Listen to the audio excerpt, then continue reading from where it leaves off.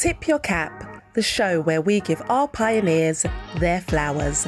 As host Trey Ann gets up close and personal in conversation with individuals that were instrumental in knocking down doors and revolutionising the landscape of media and entertainment in the UK.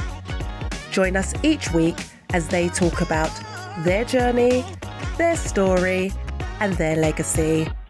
Tip your cap.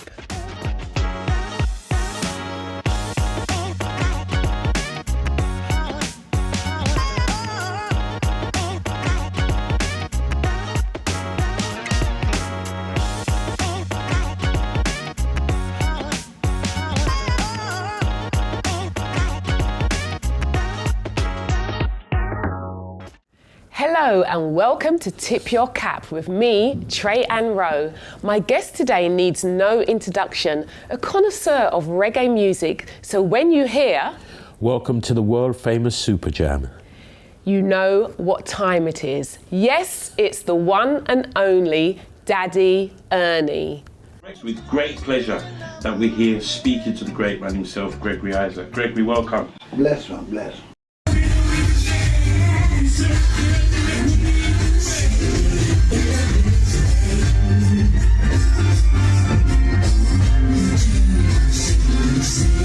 Right now I want to bring on stage, he just loves reggae music. He came here last year, made his debut for Jamaican Basic School. Welcome, Daddy Ernie, Thanks for having me. Tip Your Cap, Yeah, man. as we are here to tip our cap to you. Thank you. Thanks for having me. You are more than welcome. So, to start with, let's just get right in. Daddy Ernie, when did you first fall in love with reggae music?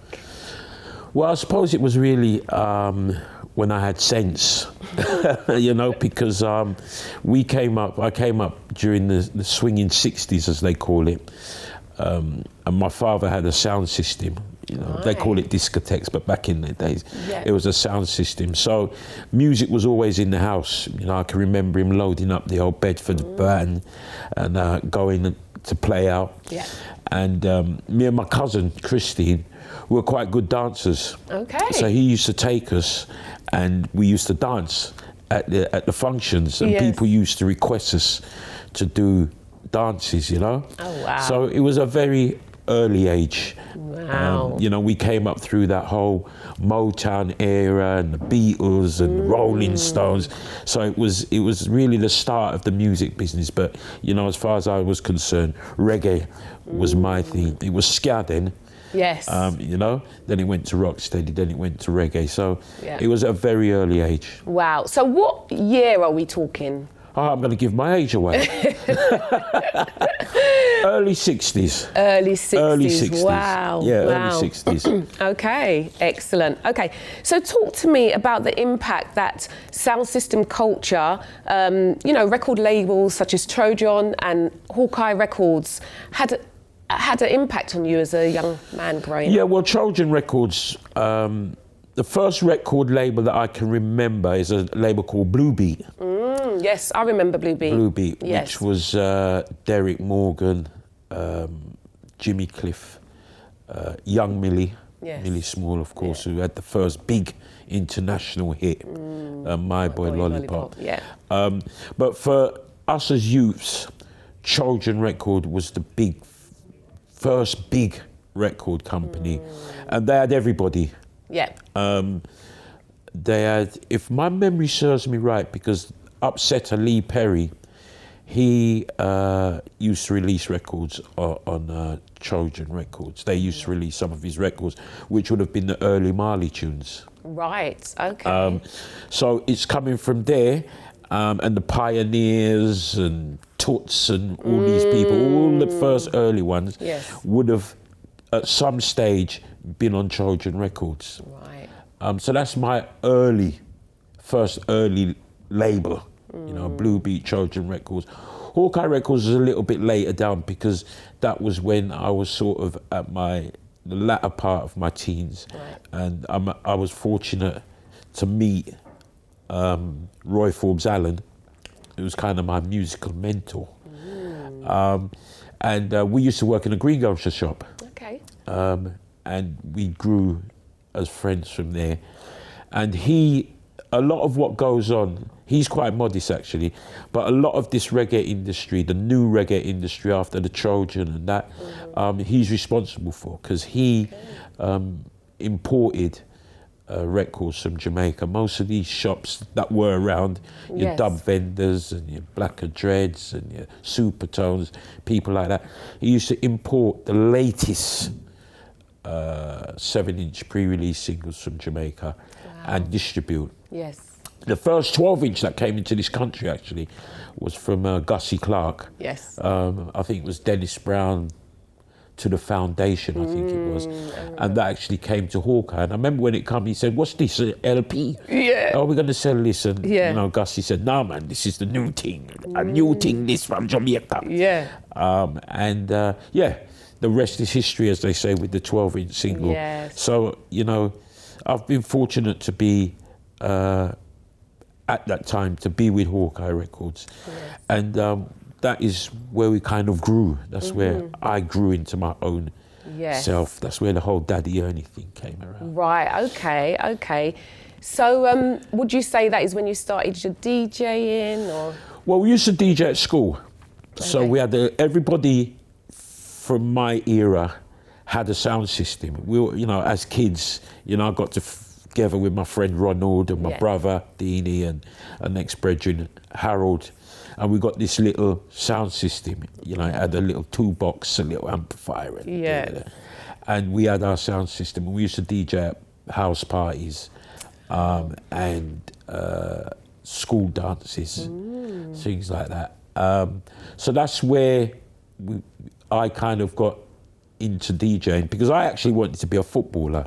Right, okay. I wanted to play for Manchester United, my beloved Manchester United, because as youths growing up, it was all about Bobby Charlton and George Best and Dennis Law and that. Yeah. So I wanted to be a footballer, because when we played in the street, it was, and Charlton, So you was pretending to be. Yeah. Right.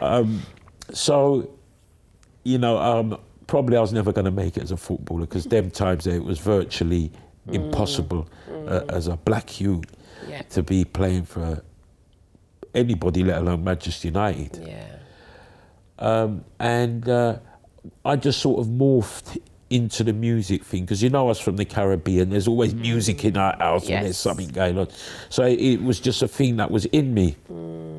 And after kind of leaving school, you know, the whole sound system, we got another sound system which was bigger than the one we got before. Hawkeye Records opened up, and I was friends with Tim Westwood. We was good friends. Yes. And there was a station called LWR, London Wide Radio. Yes. And it used to play rock and soul. And Tim said to me, "Why don't you just come over and do a reggae show?" I said, "No, man, can't go on radio. What are you talking about?" So, and at that time, pirate radio was kind of big, you know. You had Horizon, Solar, Kiss. There's a lot of JFM. There's a lot of stations around. So I thought, all right, let's go for the crack. Yes. So I went over there, and the guy who owned it, come from Ghana, a guy named Zach. You know, we got over there, and he had heard about me, and he said, "Yeah, man, do an early evening show." And that was the beginning of my radio career. Right, you know? Okay. So the blues dance scene is also well known as being a major part of reggae culture. How important is that scene to you? Oh, very important. Yeah. Very important. It's, you know, we didn't have clubs them days there. So the whole blues dance was in houses. And we used to play in houses with other sound systems and that. And that's where a lot of relationships was formed in those times.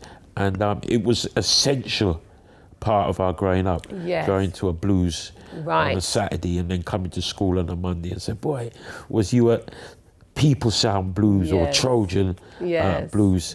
At the weekend, and you tell the story of what happened, what took place at the dances. Right, okay. So, Daddy Ernie, when you're not DJing or or hosting, do you go out socialising? What do you do? What do you like to do? Yeah. I mean, not so much nowadays. Yes. Because we're a bit mature now. Yeah. And we can't go out because of the COVID situation. Absolutely. But yeah, when I'm not playing out, I do go other places because that's how you learn. Because we don't know everything. Yes. And we're not necessarily playing everything. But, you know, you might go out and you might be there all night and you hear one tune and think, yeah, man, I need to get that tune. Right. So, you know, we go out and it's good to be seen out as well. Yeah. You know, socialising. People say, oh, yeah, I saw Ernie there or, Yeah. you know, Ernie was doing this and that. But Yes. I wouldn't say I'm out all the time, but I'm out. But, you know, when I was a little bit younger, you know, we used to like playing squash. Okay. And going swimming and, of course, good. playing a bit of football because I was very sporty. Yeah. You know, so, yeah, we used to do that. Yeah, lovely. Okay, so I really want to know, are you a, you know, vibes DJ? Do you go behind the box and just vibes and bop your head, or do you go out there and skank and do your thing on the dance floor? Well, whatever the situation calls for, you know. Yeah, I like dancing. Yeah. And sometimes when I've had a few of the amber nectar, it takes over. Yes. Yes. And I do some silly things on the dance floor, but in general, I just catch, as we say, and just nod my head and take in the vibes. You know what I mean? Yes. And just try to look cool. But, you know, every now and again, I've been known to get carried away and hit the dance floor and get the dance going and really.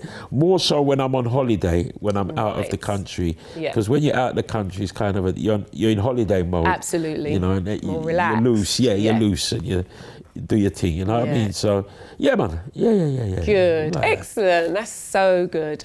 Okay, so we need to take a short break now, but stay right there. As we come back, we'll be looking at the man behind Daddy Ernie. See you soon.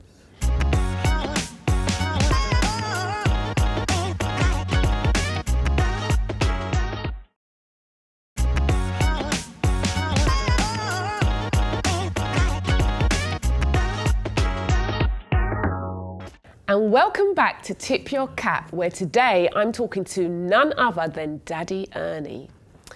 So Daddy Ernie, we all know that you, of course, are, you know, you meet and greet and communicate and interview different people from the reggae artist industry. Who is the man behind Daddy Ernie? Daddy Ernie's Daddy Ernie, straight as you see him. Okay. You know, there's no alter ego or anything like that. I'm not Sasha Fierce or Ernie Fierce or anything like that. You know, I think, me personally, I think that it's important that you are as you are. You know, so we're sitting here talking now. It'd be no difference to me and you going in the green room and talking. Right. And that's how I just get my vibe naturally. Yeah. You know, so I don't have to pretend to be somebody who I'm not. Yeah. You know, we just go with the flow.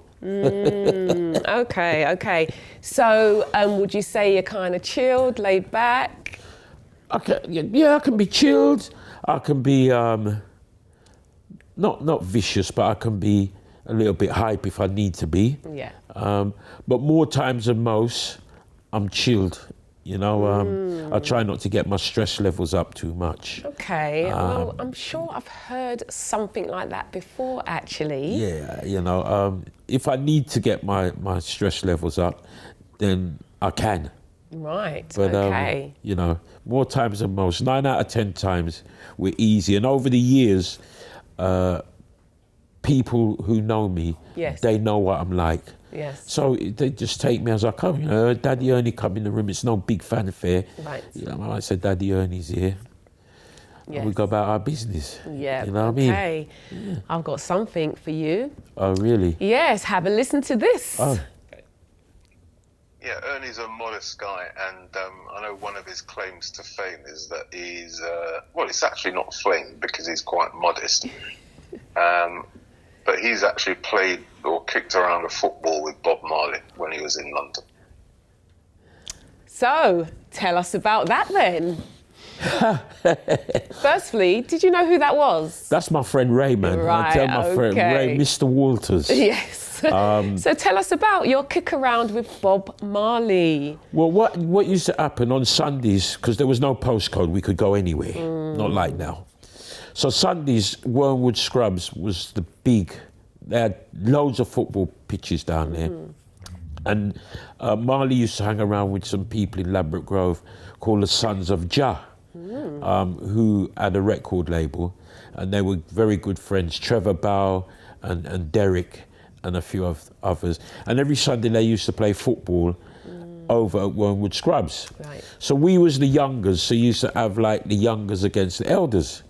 And when Marley was in town, he used to be on the elders' side. You know, and there's a lot is made that he was this great footballer. But he was all right. Yeah. He actually had somebody who used to spar with him called Skill Cole. He was a footballer. He was a baller. But Bob, I mean, he could play, but obviously, you know, we was a lot younger than him. We was very energetic, and we kind of used to move the ball around him around him a bit quickly, you know what I mean? Yeah. So, and that time, I mean, you know, it was Bob Marley. It wasn't like, oh, it's Bob, we can't tackle him. Or if we had to tackle him, we tackled him. Yeah. It was only later down now when people used to say, you know, he was this great footballer and da-da-da, and I thought, yeah, he did all right. But, yeah, I mean, obviously we didn't know him. I don't know him like I know Ray. Yeah. But, you know, being that we're there playing football, half-time break, we used to have a little chat and that. But it was football. It wasn't Bob Marley, the singer. It was just Bob Marley chilling. Right, okay. So, yeah, they were, looking back, I didn't think that would come into my repertoire. But, yeah, we used to kick ball with him. Lovely, lovely. So tell me about Daddy Ernie the man. Everyday life, what's that like for you? And do you get recognised? Oh.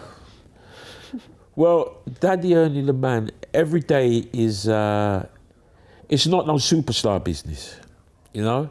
I just go about my business, whatever I'm doing, because it's not only DJing, I work differently. Yeah. You know, I've got a day job and that.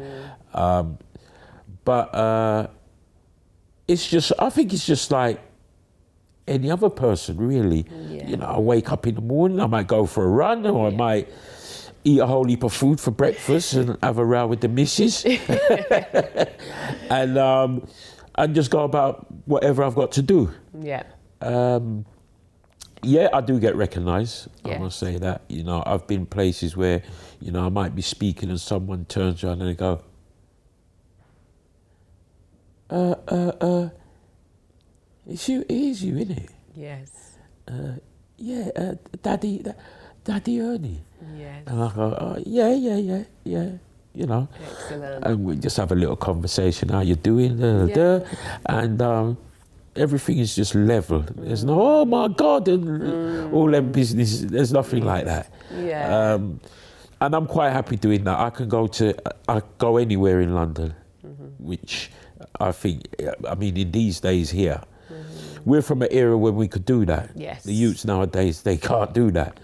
I can go anywhere in London and I don't feel threatened or anything like that. And more times than most, I will buck up on somebody who I know or somebody will know of me. So I feel relatively safe wherever I go. I don't feel threatened. If I want to go somewhere, I just go somewhere. Yeah. So it's pretty cool. Good. There's, you know, nothing too drastic. Excellent. So tell me something. Where did you get the name Daddy Ernie from? What happened? I was in LWR. I went to LWR, and we was there, and I thought, I need to call myself something. My name's Ernie Harriott. Yes. So I thought, nah, man, that don't really sound like a DJ. This is Ernie Harriott on the radio. Yeah. And at the time, Daddy U. Roy was the man. Because the late, you know, We just Mr. lost Beckford. him, Yeah, haven't we? Mr. Yeah. Beckford, we just lost him. Good friend. And I thought, yeah, man, Daddy Ernie. That's not a bad sound.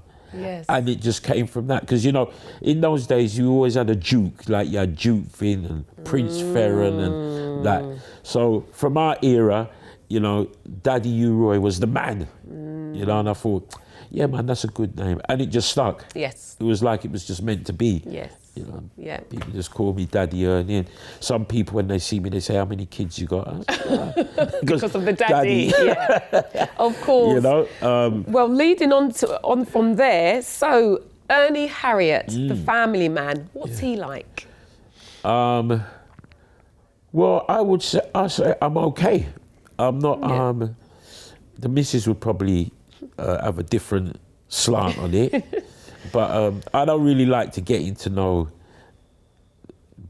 harangatang and you know what I mean? Yes. I just like to have a chilled life. Sometimes, you know, like in all relationships, you have a little hoo-ha. Up and down. Yeah. Up and down.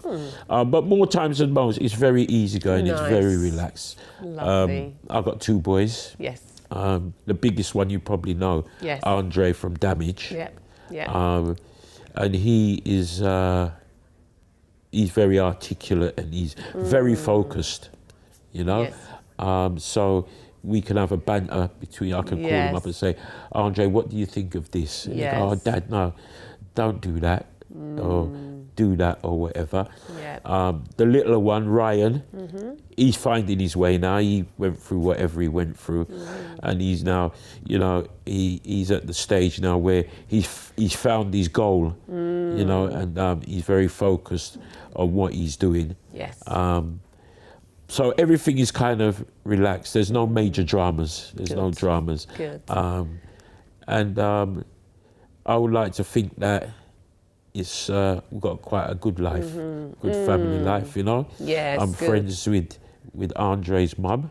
Yes. That's my first girlfriend. And me and the missus is very Good. good. So Lovely. yeah, I just think it's just cool. Lovely. So Andre, as you said, has gone into the music business. What has that been like for you as a father? Well, when he first started Damage, I wasn't with his mum, but we had, you know, conversation. I said that he was into acting, and he met Jade. Right. They went to acting school, and along with Jade and a few of the other guys, they formed this group, Damage. Now, I'm not really versed in the whole contract thing, and to tell you honest truth, it was on a different level because they was in the pop world. But I knew people who could give advice and that. But they kind of, you know, formed the group and went on their own path. Yes. Looking back, I wouldn't say it was a great path. Okay. Because they didn't earn vast amount of money. You hear stories. I mean, even George Michael, you know, he said when he signed his first contract, he wasn't, looking back, he wasn't really happy. It was only when he took control of it. But for them, they were teenagers and they only for girls and singing songs and they were on top of the pops and they were touring with Westlife and all them people there. So it was probably excitement. Yes. So they didn't really probably think about that. Very much like when we started DJing, we just loved DJing. So the money part aspect of it wasn't, you know, if we got something, we got something. If we didn't, we didn't. Okay. So yeah, they formed their own path, and I would like to think that they were successful because they were really one of the first R&B bands. Yeah. But I just let them go with it. Excellent. I didn't get involved. It was their thing. Yes. You know, and you know, the kids are great at saying, you're old, you don't know nothing. Yeah. We know it. You know what I mean? Yes. So you just let them get on with it. You don't. If you can help, you help. But more times than most, he just got on with it. The band just got on with it. Yeah, excellent. And even nowadays, they still do their thing. Obviously not at this moment in time, but they still get called to do gigs and, you know. Excellent, lovely. Okay, so we need to take a short break now, but don't go anywhere, as in part 3, I'll be asking Daddy Ernie about reggae music in the UK, past and present. See you in a few.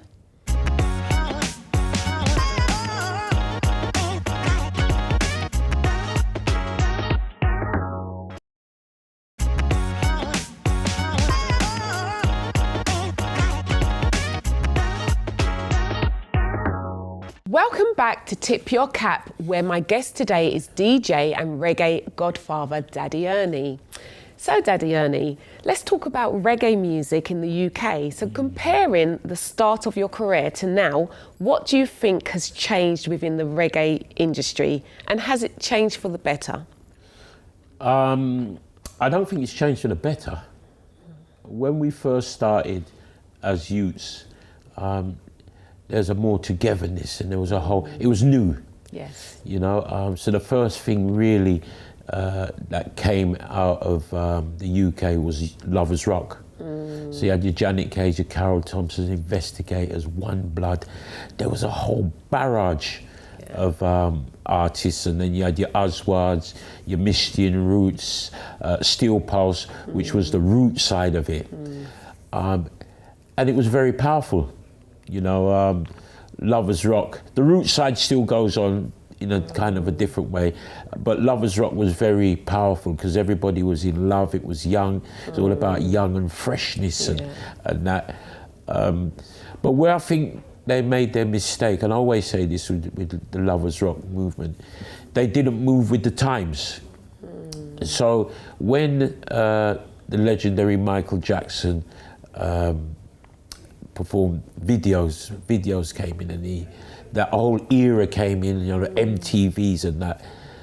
The UK Lovers Rock scene, you know, even today, I don't think you can find 20 or say 50 UK Lovers Rock videos. And that was an essential part of that flow. And it didn't flow, so it's kind of left behind. And I'm kind of sad about that because it kind of diminished it. And where I think it should be, it's nowhere near that now. I mean, it's even safe to say that probably there's no English Lovers Rock scene at the moment. Yes, they made tunes, but to what it should be, it's not really there. And then, you know, the whole record shop part of it, that was all part of it. Absolutely. You know, people go record shop on a Friday. It was like, you know, what I go on during the week and what's going to go on at the weekend. Was the routine, and you heard all the stories. It's nothing, you could go to a record shop on a Friday and it's nothing, 3-4 hours, you're just there and you're chatting, and then you hear a tune play, you say that one or whatever, you know what I mean? And that bit of it is gone now. So I wouldn't say I'm unhappy, but I'm not happy because I just think that you should have moved, it should have gone, we missed a trick, as they say. And I think had we moved with the time, it would be very powerful because people love Lovers Rock. It was a UK thing, you know what I mean? So on that side of it, a little bit disappointed. Okay. So do you feel that people within the reggae industry in the UK get the financial recognition that they deserve? No, because to get the financial recognition, your records have got to be played on the so-called big stations. And also you've got to be having shows continuously. There's only a few artists really that, you know, Janet Kay and Carol Thompson, they seem to be the ones that are kind of accepted on the festival circuit and circuits like that. A lot of the artists, they make a little change doing PAs and things like that, but it's not really what they should be getting, you know? And once again, they haven't moved with the times. Maybe if they'd moved with the times and followed it through, that would have happened. So, no, I don't think that they get the financial rewards that they deserve, you know? Okay, so there is absolutely no one better for me to ask this question to. So can you break down the difference between dancehall music, bashment and reggae music? Is there a difference? To me, there's no difference because I put it all under the same banner as reggae. Right? Or bashment and reggae within the dancehall. Because Right. the dance hall is where the dances take place. And then within that, reggae, if I was to be critical, reggae's slower. It's more of a kind of a love thing, you know? Whereas dancehall and bashment is very energetic. You know, you can break your neck in dancehall and bashment, you know? Yes. But you need that. You know, you don't want it on the same tempo all the time. You need a little bit of excitement and that. And dancehall and bashment give you that excitement. It gives you energy. You see unbelievable things that you think, that ain't dancing. But it's creativity, you know? And, you know, people talk about twerking as it's a new thing. But we've been twerking from the dear Dutch, from years gone by. You know, to me, twerking is nothing new. You know, soca music, they were doing that from time immemorial. Yes. Shaking their bum and all their business, you know what I mean? Yeah, you do get a few people who take it to another level and you think, nah, man, that's not happening. But when you get the ones that are really, you know, like we had Pun the River, Brock It Down, them kind of things they're very creative. And when you see them doing it properly, you think to yourself, that's great. And you see other people doing it, you know, catching on to it. You know, well, I was out the other day training, and while we was training, we was in our group setting, and there was some guys running, and there was this white guy, man. We had some tunes playing that we was working out to. My white guy was giving it, you know what I mean? So we had to say, hold on a minute. Well, go on. You know what I mean? And you see right around and wherever you go, you know, you see pictures of people in Jamaica and places like that dancing or attempting to dance like how we dance.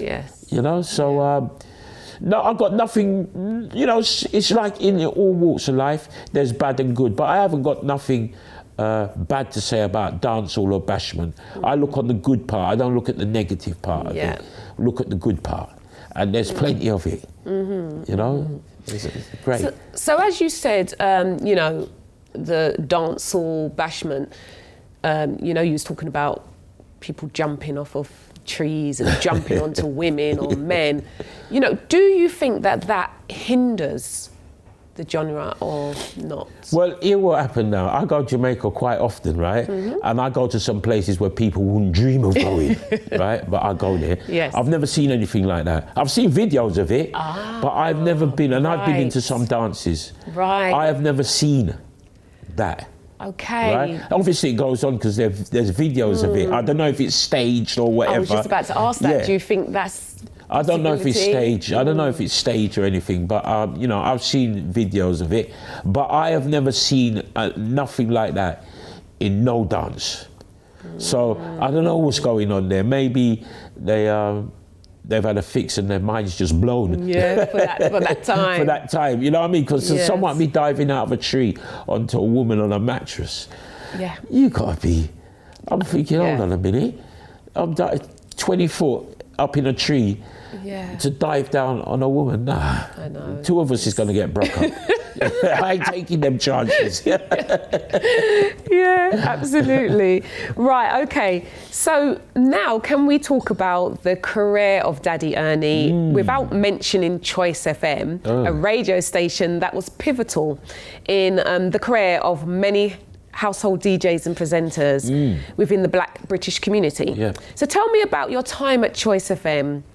Can only be described as amazing.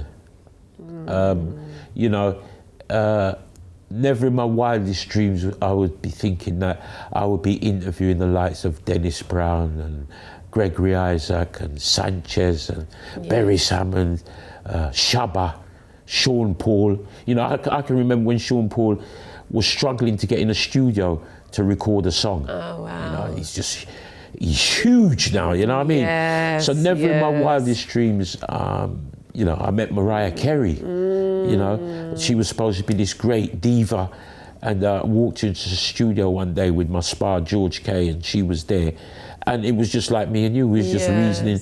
We never even had to ask her to take a picture. It was just a normal thing. We just took a picture. So that whole 2 decades plus, amazing. Wow. Some unbelievable times. Yes. You know, well within choice, as outside of choice, you know, bringing on all these artists. Yes. Buju, Luciana, I mean, Toots, we brought on Toots, the late Hugh Roy, everybody, you know, there was some connection, meeting King Jammies, meeting Donovan Germain. It was just amazing. It was absolutely fantastic. Excellent. So that's the end of part 3, but don't go anywhere, as in the last part, I'll be asking Daddy Ernie what the future is for him and reggae music. See you in a few moments.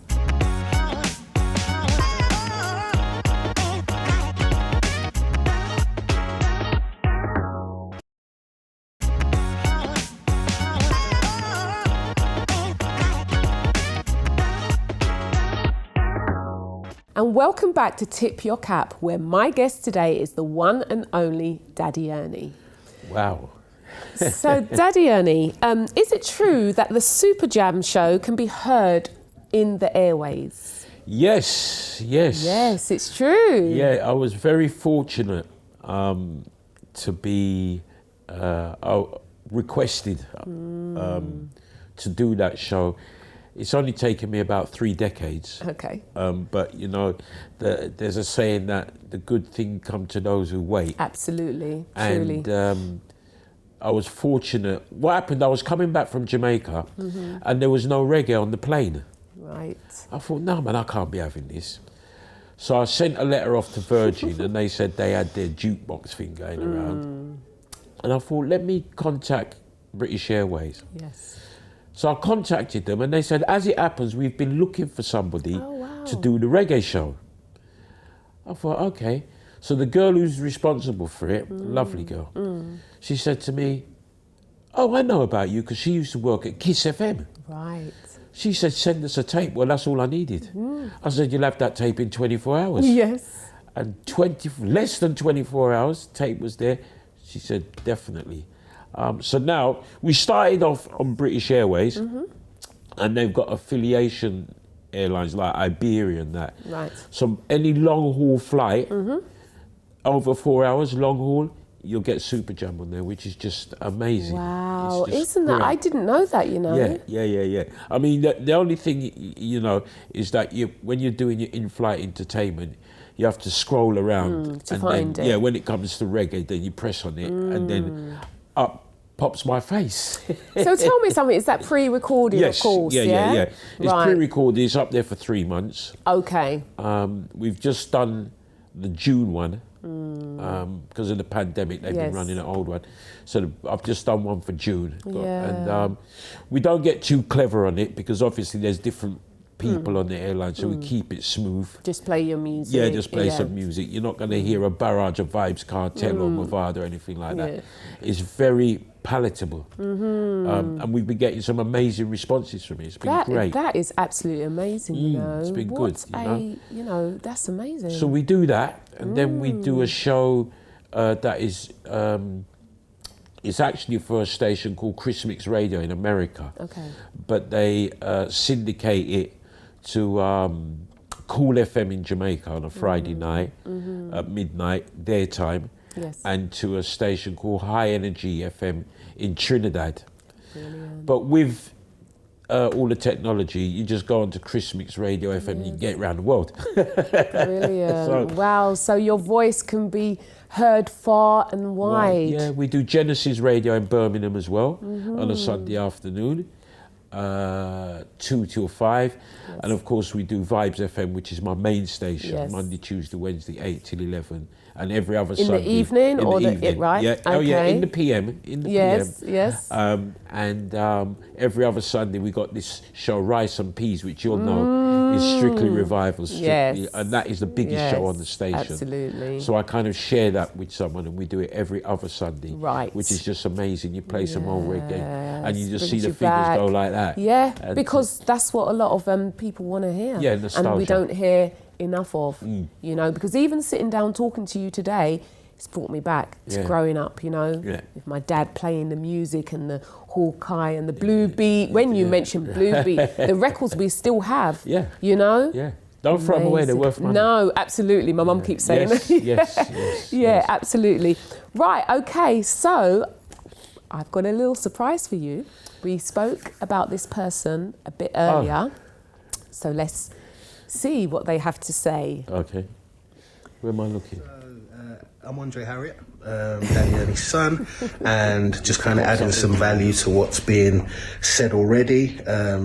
You know, the contribution is recognised globally in relation to reggae music and in relation to just the black community, really.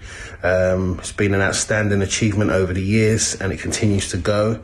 And you know, you're recognised globally for the impact that you've had and continue to have. And yeah, it's great to just, you know, go into different spaces and hear how people speak about what you do and what you've done, and to hear global artists recognise the, you know, the value that you've added to their careers. I think Choice FM will always be a defining moment for my generation. Just the types of presenters they had, the types of shows you guys were doing, where everyone's kind of progressed and gone on to. So 100%, it's been invaluable.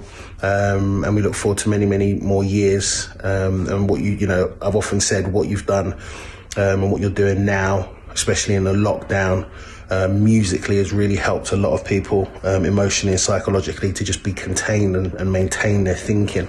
And that goes for all of the DJs that are on your current station as well. So yeah, continue to do what you do. Blessings, and yeah, speak soon. So what do you think about that How then? did you get in? We have our sources. We have our sources. Actually, I must tell you a little story. One Thursday, I was doing some Thursday morning shows recently while I was in between jobs, and he rang me up and he said, "Dad, my mate rang me and said to say thank you." I said, "What for?"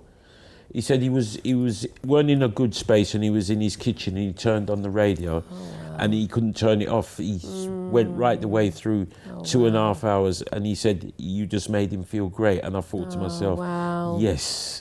That's what it's about. isn't it? Yeah. I thought that was absolutely fantastic. But yeah, Andre, man, he's just, you know, it's a pity you couldn't get the little one, because he's you look at them and they're two different characters completely. The younger one is more, energetic, you know what I mean? Where Andre's a bit more measured. Right. You know, so yeah, man. Brilliant, Yeah, excellent. So talking about the future for yourself and reggae music, what do you think is the next step for reggae music to be promoted and celebrated? Well, you know, I always say that I think it's been a bit of a conspiracy, right? Because reggae is so powerful. I mean, there's nowhere on the planet that you go, even if they say, yeah, I like reggae, I like Bob Marley, which gets up my back, but anyway. There's nowhere that you go on the planet and people don't know about reggae. Anywhere you go on the planet, you hear about reggae. But it doesn't translate. You know, you turn on the BBC, we pay our license fee to, and there's no reggae on BBC Radio 1. Yeah, they got BBC Extra. But that was born out of the whole Choice FM era, and they thought, oh, we better have a station, so they have BBC One Extra. There's no problem with having a 5-day-a-week reggae show on BBC One.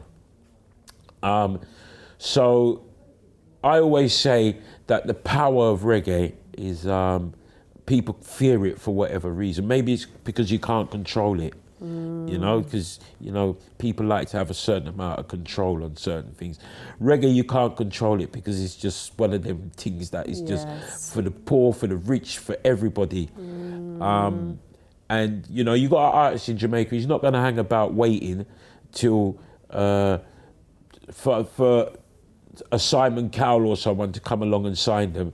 If a man come with $200 and say, give me a tune, he's going to give him a tune. So consequently, you know, an artist gets signed and then there's 10 man who's got a Sean Paul and they're going to put their tune out because Sean Paul's is big on the pop circuit. So there's that kind of element, it can't be controlled. So I always say there's been a conspiracy, but I would love for a 5-day-a-week reggae show on BBC One. Capital Radio, no reggae show. Smooth, no. All the stations you go through, there's no reggae show. It's left to the community stations, and I think that's shocking. Yeah. And it's been like that for years. So I don't know if I'll be around for if and when it happens, but I would love to see that because I know that you would get hits after hits because people love it. Yes, absolutely. You know? Right, okay, so what next for you? So what do you want your legacy to be? And if you could introduce yourself in one sentence, what would it be? So think about your legacy and a sentence, if you was to introduce yourself. My legacy at the moment would be the first black presenter to have a 5-day-a-week reggae show on Choice. Yeah. Because there's never been, and since there's never been a 5-day-a-week prime time reggae show. So at this moment in time, that would be my legacy. And what was the other one to sum? Introduce yourself in one sentence. In one sentence, great. Excellent. I love that. So that's all we've got time for on this edition of Tip Your Cap. A huge thank you to my guest today, Daddy Ernie, and to all of you at home for watching. I'm Treyanne Rowe. I look forward to seeing you again right here on Tip Your Cap. And I would like to tip my cap to Daddy Ernie, to you. And I'd like to tip my cap to you. Thank you very much. Goodbye.